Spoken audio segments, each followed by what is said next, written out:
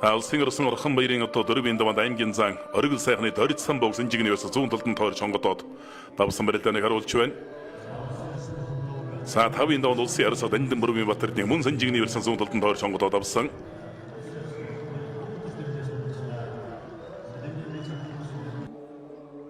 За 6-гийн даванд улсын өчн хангай наран баярыг элэг сэнжигнээс донгуйлдж татаад авсан барилдаан улсын орсон орхон баярын.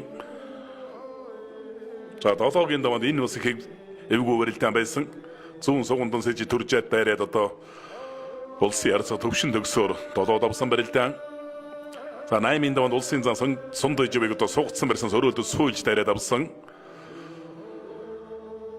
За ярин сүйлийн хонгодоо мэхүүдээр л гол төлөв нь учраа өгчүүдэн давж гарч ирсэн юм байна. Сугцсан барьсан сөрөөлдөд сүйжээд дайрцсан. Улсын зан сундаж ивэг одоо давсан барилдааныг харуулж байна. За саяны одоо 9-ийн даваа улсын зан хав гэрлийг одоо шуудагдсан барьсан мөргөж дайраад хөөгд авсан барилдаан. Энэ бол одоо үнэхээр одоо бахархууштай дахин давтагдаж.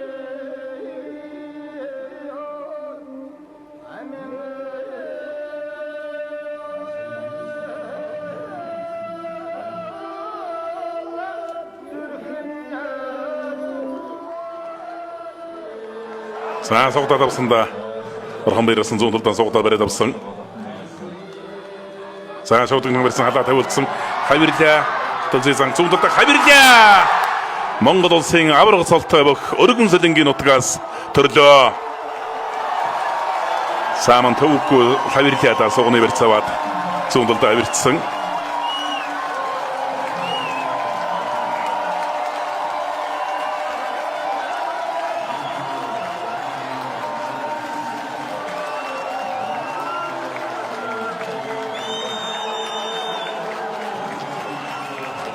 За авраг ирхэн баяр Лутгийн хаан залуу аврагт одоо баяр өргөж байна.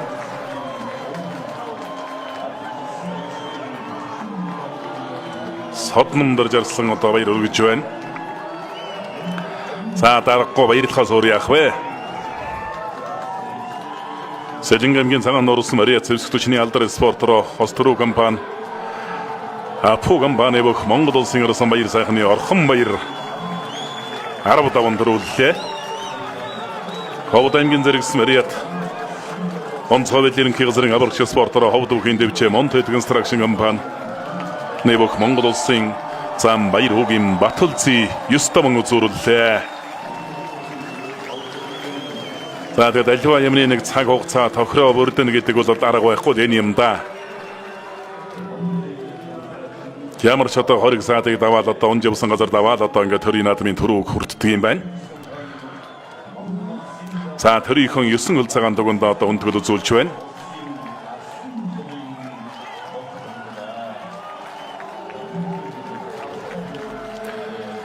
За хавтай багтай үнэхээр сайхан баяр наадам болж одоо бүхэн барилдаа өндөрлж байна.